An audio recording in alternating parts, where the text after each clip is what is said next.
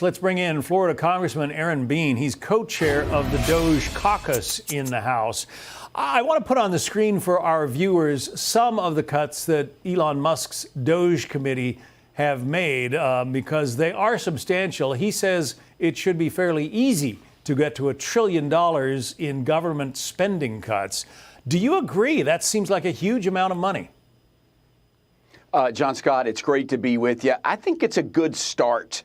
It's a good start. And the more I watch your coverage of just people having a meltdown, where you've got Elon and his team working to find waste, fraud, and abuse, who could be against that? And it seems that just misinformed people don't understand how fragile our government is, how our government can't pass any type of reasonable audit. So we support a complete review of how we spend money, the process of which we do so. It's long overdue. And to the American people watching right now, if we don't, we will go belly up sometime in the near future. I believe one of the items that caught my ear is when the DOGE committee announced there were 1,800 people at the Social Security Administration whose job it is, their only job is to hand out iPhones to various members of Social Security.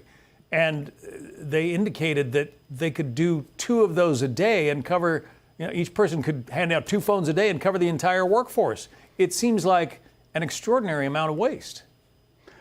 It is an extraordinary amount of waste, and the spotlight is being shined. And again, I'm still trying to grasp, John Scott, who could be against waste, fraud, and abuse to preserve our way of life, to preserve the promises. Our country has made so many promises to seniors, to veterans, and this is our way of getting financially healthy so that we can make those promises. I think it was at the IRS that has those 1,400 employees that their only job is to give out a cell phone or a laptop, and they could do it within a month, yet here we are. John, you have to remember, too, the Biden administration added over 200,000 federal employees. It was one of the largest growths of our federal government since the 1800s. So they're only they're right sizing. It has to be done. Has to be done. Sometimes it's when you go through change is not easy. But in order to get healthy financially and otherwise, we have to do it. You talked about keeping our promises to veterans and seniors. Here's some of the talk about protecting Social Security by the DOGE committee. Listen.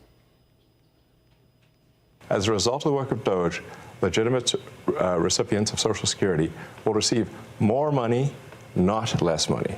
There are over 15 million people that are over the age of 120 that are marked as alive in the Social Security system. They get phone calls every day of people trying to change direct deposit information. So when you want to change your bank account, you can call Social Security. We learned 40% of the phone calls that they get are from fraudsters. 15 million people over the age of 120 in this country apparently drawing Social Security benefits. It's appalling.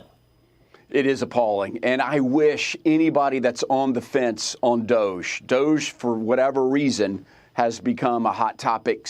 Invest 30 minutes. Brett Baer did an amazing job on that interview with the whole DOGE team. First of all, they're not kids. I think people want to say the DOGE team is just a bunch of kids. These are billionaires, Fortune 500 CEOs and executives that are doing it for one reason. They love this country. It's their way of giving back, and they know that if we don't, we could lose this country and our way of life forever, and all of those promises that we've made to seniors and veterans won't have a way of being fulfilled. Of course, this is the country that has invented some of the most widely used technology in the world, and yet when it comes to applying that technology to our government, DOGE is finding that, well, we don't seem to be able to manage that very well. Listen.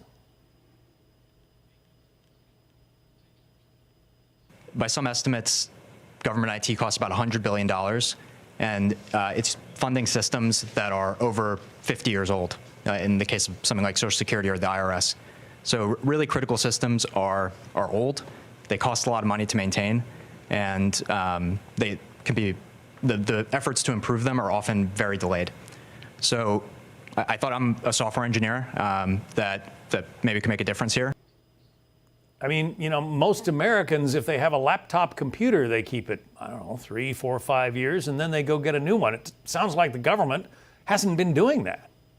We have not been doing it. We had a hearing on Ways and Means, listening to people at the IRS who it was lost in translation. They're still using technology in the 70s to collect taxes. In many instances, it is almost more expensive to collect money than it is to let people direct file on a variety of different levels. We've got work to do. I am grateful for the DOGE committee and their team to do it, and hopefully they'll know that there's some American people that are grateful for their service, grateful for their work, and want them to continue on their mission. I can tell you this: the American taxpayer is dancing in the street right now, finally getting some accountability, getting some spotlight on some of the ridiculous things our government does with their tax money.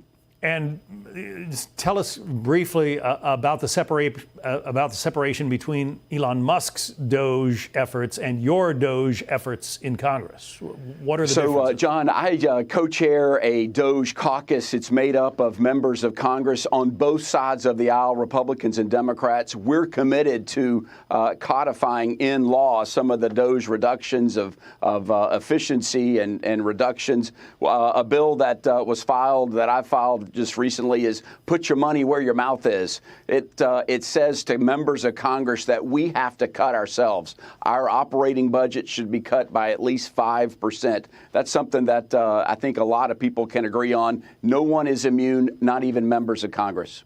All right, Congressman Aaron Bean, we wish you well as you try to get all of this straightened out. Thank you. Thank you, John.